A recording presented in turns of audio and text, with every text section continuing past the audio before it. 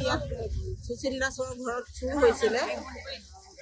সিহঁতৰ ঘৰতে চুৰ হোৱা নহয়, মানে অন্যান্য ওচৰ পাজৰে কেইবাঘৰ মানুহতো একো বস্তু নাইকিয়া কৰিছে। আজিলৈকে পুলিচে কোনো এটা চুৰ ধৰিব নোৱাৰিলে।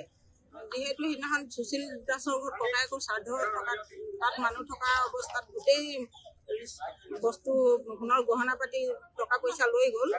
কিন্তু গোটেই ল'ৰাবিলাকে বিচাৰ খোচাৰ কৰি CC কেমেৰা ফুটেজৰ সহায় লৈ ল'ৰাবিলাকে বিচাৰ খোচাৰ কৰি পুলিচক খবৰ দিলে। পুলিচ আৰু আমাৰ নিজৰ স্থানীয় ল'ৰাখিনি যাই কিনি চুৰ ধৰিলে।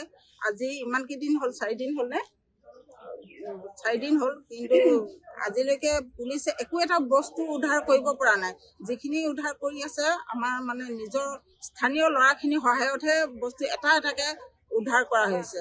আৰু যিটো ঘৰত আছিলে তাৰ পৰা বস্তু নাই বুলি পুলিচে চাৰ্জো কৰিলে, একো বস্তু নাপালে। কিন্তু সেই ঘৰৰ পৰা এটা এটা বস্তু মালিকে আমাক ফোন কৰি কৰি দি আছে। কথাটো কি, পুলিচে তাত ভালকে চাৰ্চ কৰিব নোৱাৰে নেকি? আৰু যিহেতু 4 দিনৰ কাৰণে ৰিমাণ্ডত আনিছিলে বুলি গম পাইছোঁ চুৰজনক, এতিয়া 24 ঘণ্টা হোৱাৰ আগতে আকৌ মানে জেললৈ পঠাব লৈছে বুলি গম পাইছোঁ। সেইকাৰণে আমি পথ অৱৰোধ কৰিবলৈ বাধ্য হৈছোঁ। আমি উচিত মানে আমাক তদন্ত লাগে। ওচৰ পাজৰ চুৰবিলাক হৈ আছে, আজিলৈকে এটাও ধৰিব পৰা নাই। এইখিনি আমাক তদন্ত লাগে, এইটো কাৰণে আমি পথ অৱৰোধ কৰিছোঁ। হ'ব পাৰে, নহ'লে পুলিচে কৰিব নোৱাৰা কাম আছে জানো? তেওঁলোকে কি বুলি কৈছে ঘটনাটো? তেওঁলোকে আমি সময় লৈ আছে, খা খবৰ কৰি আছো বুলি কৈছে।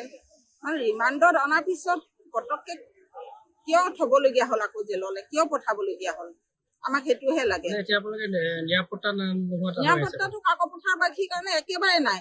আজি তলাটোক বিশ্বাস কৰি আছিলো, আজি তলাটোক বিশ্বাস কৰিব নোৱাৰা হলো। মুঠেও নিৰাপত্তা নাই। অকল চুৰ ক্ষেত্ৰতে নহয়, কোনো ক্ষেত্ৰতে নিৰাপত্তা নাই। পুলিচে কি কৰিছে কি নাই কৰা।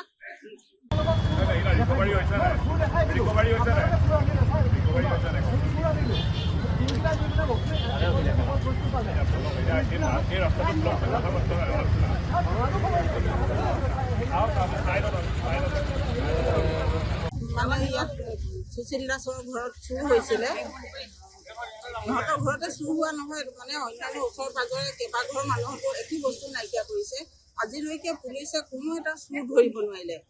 যিহেতু সিদিনাখন সুশীল দাসৰ ঘৰত ককায়েকৰ শ্ৰাদ্ধ থকা, তাত মানুহ থকা অৱস্থাত গোটেই বস্তু সোণৰ গহনা পাতি টকা পইচা লৈ গ'ল। কিন্তু গোটেই ল'ৰাবিলাকে বিচাৰ খোচাৰ কৰি CC কেমেৰা ফুটেজৰ সহায় লৈ ল'ৰাবিলাকে বিচাৰ খোচাৰ কৰি পুলিচক খবৰ দিলে। পুলিচ আৰু আমাৰ নিজৰ স্থানীয় ল'ৰাখিনি যাই কিনি চুৰ ধৰিলে। আজি ইমান কেইদিন হ'ল, 4 দিন হ'ল নে? 4 দিন হ'ল, কিন্তু আজিলৈকে পুলিচে একো এটা বস্তু উদ্ধাৰ কৰিব পৰা নাই। যিখিনি উদ্ধাৰ কৰি আছে আমাৰ মানে নিজৰ স্থানীয় ল'ৰাখিনিৰ সহায়তহে বস্তু এটা এটাকে উদ্ধাৰ কৰা হৈছে।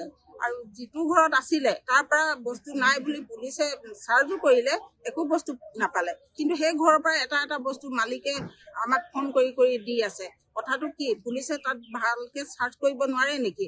আৰু যিহেতু 4 দিনৰ কাৰণে ৰিমাণ্ডত আনিছিলে বুলি গম পাইছোঁ চুৰজনক, এতিয়া 24 ঘণ্টা হোৱাৰ আগতে আকৌ মানে জেললৈ পঠাব লৈছে বুলি গম পাইছোঁ। সেইকাৰণে আমি পথ অৱৰোধ কৰিবলৈ বাধ্য হৈছোঁ। আমি উচিত মানে আমাক তদন্ত লাগে। ওচৰ পাজৰ চুৰবিলাক হৈ আছে, আজিলৈকে এটাও ধৰিব পৰা নাই। এইখিনি আমাক তদন্ত লাগে, এইটো কাৰণে আমি পথ অৱৰোধ কৰিছোঁ। হ'ব পাৰে, নহ'লে পুলিচে কৰিব নোৱাৰা কাম আছে জানো? তেওঁলোকে কি বুলি কৈছে ঘটনাটো? তেওঁলোকে আমি সময় লৈ আছে, খা খবৰ কৰি আছো বুলি কৈছে। আৰু ৰিমাণ্ডত অনাৰ পিছত পটককে কিয় থ'বলগীয়া হ'ল, আকৌ জেললৈ কিয় পঠাবলগীয়া হ'ল? আমাক সেইটোহে লাগে। নিৰাপত্তাটো কাকপথাৰবাসীৰ কাৰণে একেবাৰে নাই। আজি তলাটোক বিশ্বাস কৰি আছিলো, আজি তলাটোক বিশ্বাস কৰিব নোৱাৰা হলো। মুঠেও নিৰাপত্তা নাই। অকল চুৰ ক্ষেত্ৰতে নহয়, কোনো ক্ষেত্ৰতে নিৰাপত্তা নাই। পুলিচে কি কৰিছে কি নাই কৰা।